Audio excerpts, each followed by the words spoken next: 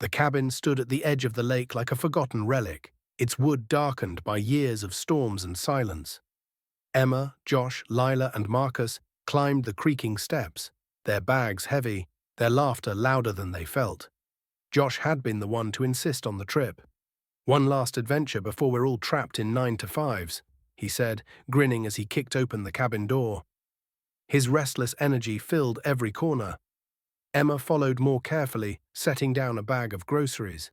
She scanned the cabin with thoughtful eyes, already noting the cracks in the window frame and the uneven floorboards. "This place hasn't been used in years," she murmured. Rational, always assessing. Lila paused at the threshold, her fingers grazing the wood of the doorframe. She whispered something under her breath, a half-prayer. Sensitive, attuned to what others ignored. Marcus brushed past her with a scoff. "It's just a cabin, Lila. Don't start with your superstitions." His voice was steady, sharp. He didn't like being challenged, least of all by shadows. Beyond the porch, the lake stretched wide and endless, holding the bruised colors of dusk. Violet, deep blue, and streaks of crimson bled together across its surface. To Emma, it looked too still, as though the water itself was holding its breath. Dinner was loud with chatter, but once the dishes were stacked away, silence crept back in. The four friends sat on the porch with mugs of tea. The night pressed close, heavy and strange. Josh leaned on the railing, restless. "You hear that?" "Hear what?" Marcus snapped. "Exactly," Josh said, grinning. "No crickets, no frogs, nothing." Emma frowned, the logical part of her mind uneasy. "That's not normal." Lila hugged her knees, her voice small. "My grandmother used to say lakes like this keep secrets. If it's quiet, it means something's listening. Or maybe it means nothing's here," Marcus muttered. But his hand tightened on his cup. As though summoned by her words, a mist began to slide across the water, curling in pale tendrils. It crept toward the dock, deliberate despite the still trees.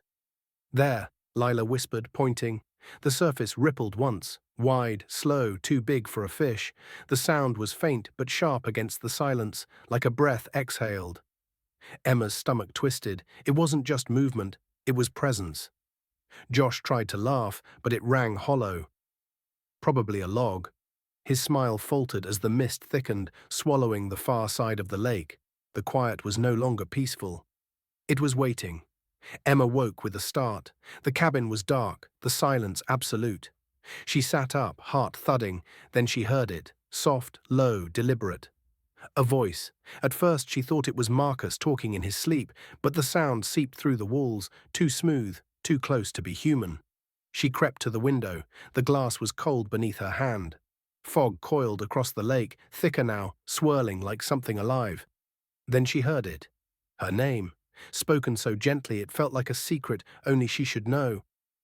"Emma." Her blood froze. Behind her a floorboard creaked. Josh stood in the doorway, pale and trembling. "It's saying my name too." His voice cracked. They woke the others. Marcus denied it at first, but when the whisper shaped his name, his jaw clenched hard.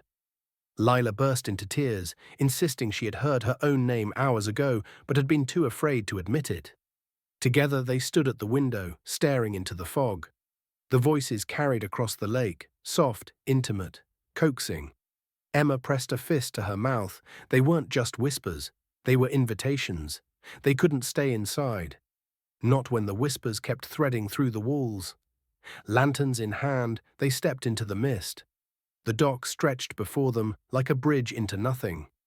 Every board creaked underfoot, swallowed instantly by the fog. Emma's lantern beam sliced a narrow path. Ripples stirred where the light touched, spreading outward as though something massive shifted beneath the surface. Then it came, clear, unmistakable. "Marcus." He froze, the name pulling at him like a hook lodged deep in his chest. His lantern trembled in his hand. "Don't," Lila hissed, clutching his sleeve, but Marcus leaned forward, eyes wide, lips parted as though answering a lover's call. Emma's heart slammed. It wasn't just a voice, it was possession. The fog thickened, and for a moment shapes flickered across the water, faces pale and distorted, watching from beneath the surface. Emma's breath caught in her throat. Josh stepped closer, almost entranced. "Did you see?" Before he could finish, the voices rose together, a chorus that pulsed like a heartbeat, echoing their names over and over. The lake wasn't empty. It was hungry. Josh was the first to move toward the water. His grin was shaky, his bravado fraying, but he forced it anyway. "If this thing wants me, let's see it try." His voice rang too loud in the mist. Emma reached for him, panic tightening her chest. "Josh, don't—" But he was already stepping onto the last board of the dock, leaning forward as though to peer into the fog itself. The whispers curled around his name, soft and eager. "Josh." Lila's nails dug into Emma's arm. "It wants him." The wood beneath Josh groaned, water sloshing as though stirred from below. For a breath, his face shifted from bravado to terror. He turned, eyes wide, as though realizing too late. Then the mist surged upward. Not water, not air, something between. It swallowed him in silence. The dock stood empty. Josh was gone. Emma's scream tore through the fog. Marcus grabbed her wrist, holding her back as she tried to run forward. "He's gone, Emma. You can't—" But the lake answered with a ripple, and for one horrible moment, Josh's face appeared just beneath the surface, mouth open in a silent plea, before dissolving into nothing. The three remaining friends stumbled backward, the fog closing in tighter. The lake had claimed its first. They ran back to the cabin, slamming the door shut, lungs burning. Emma's chest heaved, her mind spinning with Josh's last expression. "No one goes near that dock again," Marcus barked, pacing like a caged animal. "We wait till morning, then we're gone." "Gone," Lila's voice cracked. Her cheeks were wet with tears. "How?" "There's no road out. You saw it. The mist is everywhere. It won't let us leave." Marcus shoved his hands through his hair. "It's fog, not magic. We'll find the way." Emma sat down hard, trembling. "You didn't see his face. It wasn't drowning. It was—" She stopped, unable to finish. Silence pressed against the walls again. The whispers hadn't followed them inside, but they lingered just outside, faint and patient. Then Lila pulled something from her bag, a small leather charm on a frayed string. She held it like a lifeline. "My grandmother gave me this, said it keeps spirits away." Marcus laughed bitterly. "And you didn't think to use it before Josh got dragged under?" "I didn't believe it would matter," Lila snapped, then lowered her voice. "But maybe it's all we've got." Emma reached out, touching the charm. For the first time, the silence felt softer, less pressing. Marcus snorted. "Fine. Let's all trust Grandma's lucky trinket."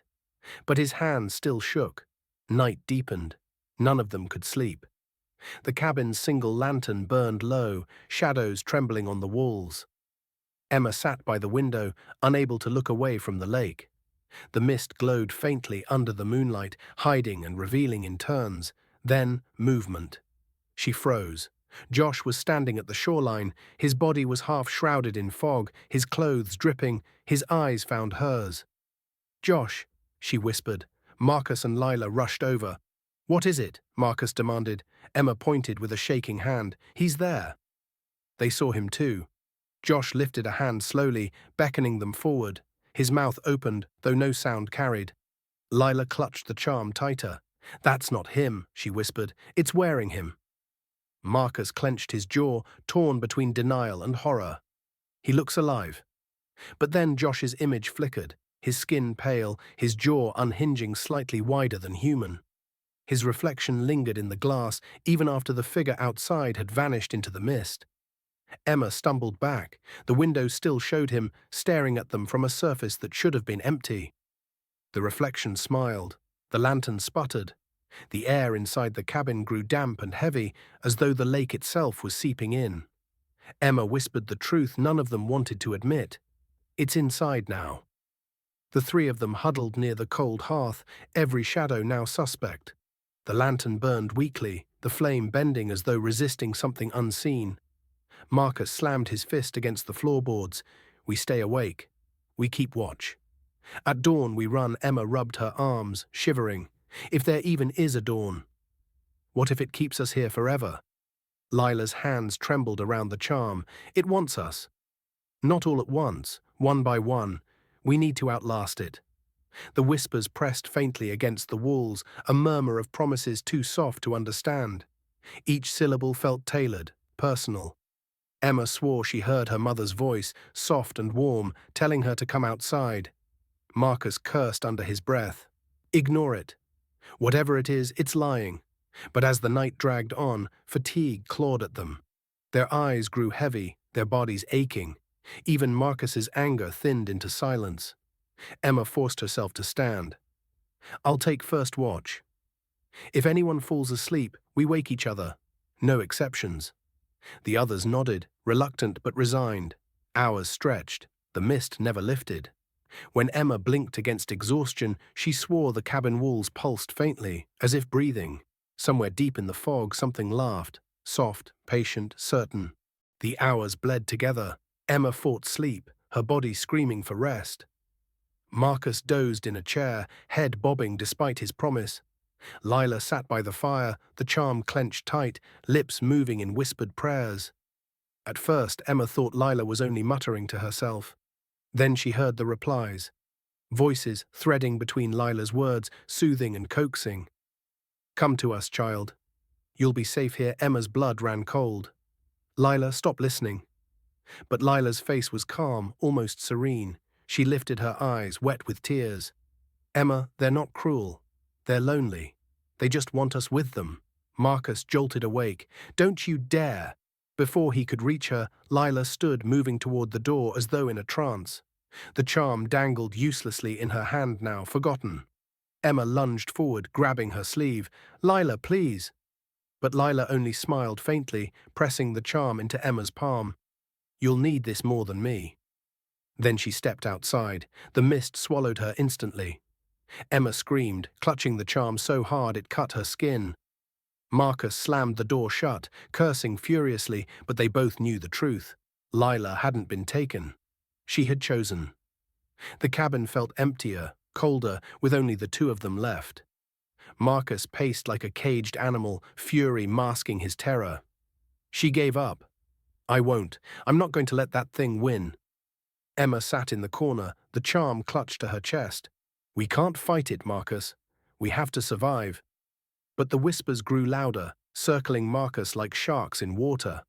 They used his own voice, mocking him, daring him. He clapped his hands over his ears, growling, but still they bled through. Marcus. Brave Marcus. Come prove yourself. Shut up, he roared, hurling a chair across the room. It splintered against the wall, but the whispers only laughed. Emma tried to reach him. Stay with me. Please, his eyes were wild, pupils blown wide.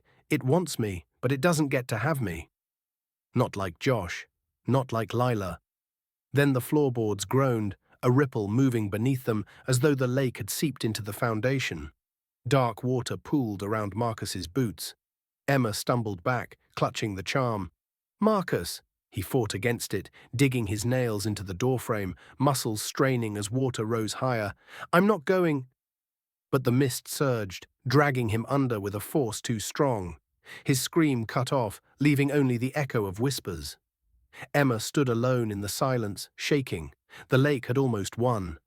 Emma sat in the cabin's silence, her body trembling from exhaustion and fear. The charm dug into her palm, leaving angry red lines. Every creak of the cabin felt like a whisper, every flicker of lantern light a trick. She whispered to herself, steady, rational, I'll make it till dawn. Just dawn, but the voices returned, softer now, almost kind. They used Marcus's voice first, calling her name with a steadiness that broke her heart. Then Josh's laughter rippled faintly through the mist, and finally Lila's prayer, weaving like a lullaby. Emma pressed her hands over her ears, rocking back and forth. You're not real. You're not real. But when she blinked, she saw them, faces pressed against the window glass, pale and dripping. Josh with hollow eyes. Lila smiling sadly. Marcus mouthing words she couldn't hear, her scream stuck in her throat. She stumbled back, clutching the charm, refusing to look again. Hours dragged. At last, through the fogged window, a faint light appeared. The thin grey of morning. Emma sobbed in relief. She opened the cabin door and stepped onto the porch. The lake lay still, glassy and silent. The mist thinned, curling back into the trees. She had survived, but survival felt more like a sentence than a gift.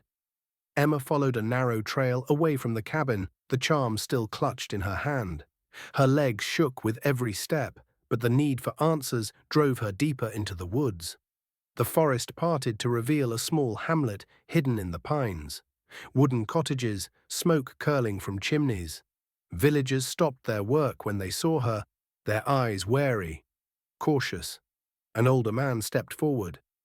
"You came from the lake." His tone was not a question. Emma nodded weakly. "My friends." The voices. It took them. Murmurs rippled through the crowd. No one met her gaze. Finally, an old woman shuffled closer, her face lined with age and grief. "The lake doesn't give back what it takes." "It hasn't for generations." Emma clutched her chest. "What is it?" The woman's eyes darkened. "Long ago there was a village where the lake now rests. Betrayals, murders, drownings. The dead never left. Their voices rise with the mist. They hunger for company, for justice. Some call it a wound, others a curse." The woman pressed her hand over Emma's, closing her fingers around the charm. "This keeps them at bay, but not forever. Cover your ears if they call again. Do not speak, no matter what voice you hear." The villagers turned away. The conversation was over. Emma felt the weight of centuries pressing on her shoulders. Back at the cabin, dusk fell too quickly, as though the sun itself fled from the lake. Emma sat on the porch, staring at the water's surface. The charm rested in her lap, its edges worn and sharp. She whispered to herself, "They're gone. But I can't just leave them." The fog began to rise again, sliding across the lake with familiar patience. A low hum vibrated in the air, brushing against her skin like cold fingers. Her heart thudded when she heard it. Josh's voice, warm and teasing. You can't leave me here." She gritted her teeth, covering her ears, but then came Lila's prayerful tone. "Please, Emma, don't let me be alone."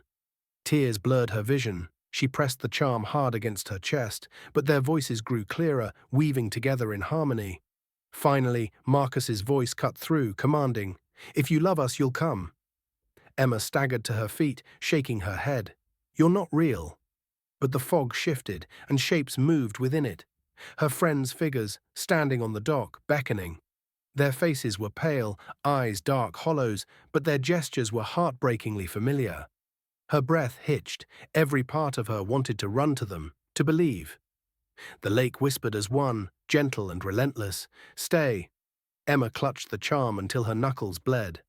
Scene 14, the final bargain, 241 words. The night deepened, heavy with mist and silence. Emma stood at the edge of the dock, the charm burning hot in her palm. Her friends' shapes hovered just beyond the fog, their voices twined into one aching chorus. She shouted into the darkness, "If you want someone, take me. Just give them back." The fog stirred, parting like curtains. From the center of the lake rose a figure, neither entirely human nor entirely water. A woman's face shimmered above the surface, beautiful and broken, eyes as black as drowned stone. Her voice was velvet and venom. "They chose to come. The lake keeps what it takes." Emma's knees shook. "Then take me instead." The figure tilted her head. "You are strong. Too strong. But you will be ours, when you are ready." The shapes of Josh, Lila, and Marcus stood silent, hollow-eyed, watching. Their mouths moved, but no sound came. Emma's throat burned with tears. She hurled the charm into the water. "Then take it all. Leave me nothing." The figure dissolved into mist with a hiss. The shapes vanished. The lake fell still. Emma collapsed to her knees on the dock, gasping.